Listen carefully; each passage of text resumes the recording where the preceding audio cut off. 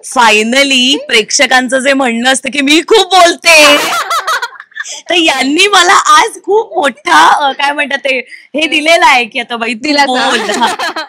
तर त्यानुसार मला एवढंच म्हणायचंय की ऍक्च्युली एवढं मोठं घर बघितल्यावर डोळे पांढरे झालेत माझे. आणि मला तर लग्न करून आईनी लवकरच घरातनं हाकलवलेलंच आहे म्हणायला हरकत नाही.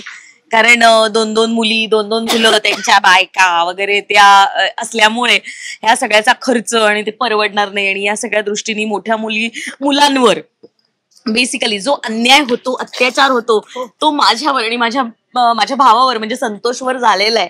आणि काय झालंय माहितीये का, मुळामध्ये सगळ्यांना असं वाटतं की मंगल वाईट आहे, मंगल आणि संतोष. पण मी मगाशी पण जसं पल्लवीला सांगत होते रूम मध्ये की यामागची स्टोरी सरांनी सांगितली होती की कदाचित असं असतं ना की जेव्हा खूप मुलं होतात एखाद्या घरामध्ये, तर जी मोठी मुलं असतात त्यांच्यावर कायम अन्याय होत असतो की चल ना लहान बाळाला सांभाळ, तिला खायला प्यायला तिला पहिले दे, जा तिला जरा शाळेत सोडू नये वगैरे. त्या टाइप्स कदाचित माझ्यावर आणि संतोषवर झाले, म्हणून आमचे स्वभाव असे आहेत. कळलं ना, कारण ही कार्टी नंतर मागणं आलेली जी आहेत ना, यांच्यामुळे झालेलं आहे आमच्यावर अन्याय. त्यामुळे मग मला लवकर लग्न करून दिलं तर मला आता ते मजा तर येतेच आहे की भावनाचं लग्न छान ठिकाणी जुळलंय. कारण बहिणींबद्दल तिला प्रेम आहे हे मंगलनी दाखवलंय. कारण जेव्हा जयंतच्या बाबतीमध्ये, जान्हवीच्या बाबतीत जेव्हा मला जसं अडकवलेलं असतं आणि जान्हवी पळून गेले की काय म्हणून मी म्हणजे की नाही मी जान्हवीची मदत करणार, पण ती खूप जेन्युनली करत असते.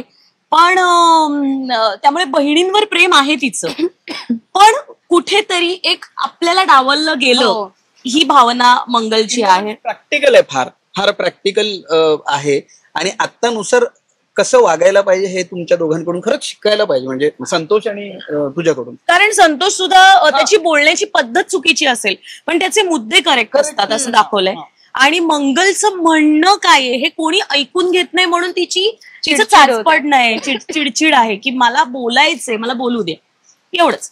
आणि दुसरी गोष्ट म्हणजे आता भावनाचं लग्न ठरलं, तिला आनंदही झालाय, छान घरात ती आलेली आहे. तिला आता आणि कदाचित यामागे मंगलचा हेतूही असेल की इथून पुढे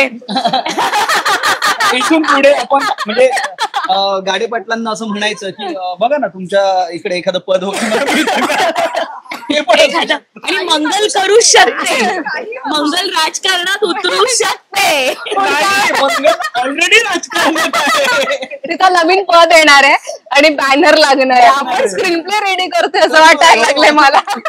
कदाचित सुचवतोय बरं की मंगल राजकारणात येते आणि मग गाडे पाटलांच्या बाजूने उभी राहते.